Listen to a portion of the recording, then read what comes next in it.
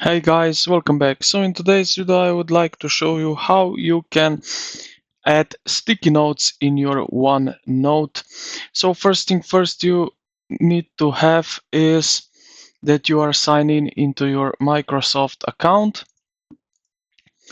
Then here when you open up your OneNote you will see here this this window here.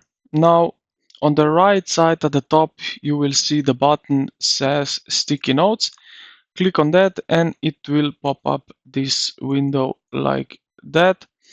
Now here what you can do is add note and type something in. So like that, for example, something,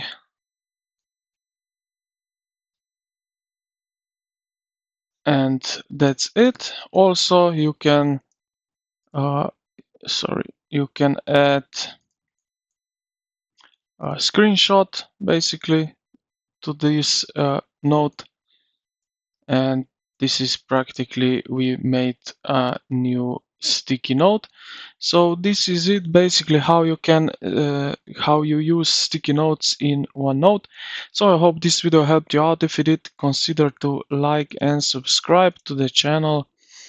Also comment down below that you subscribe, that I can personally thank you. Thank you for watching and I will see you in the next one.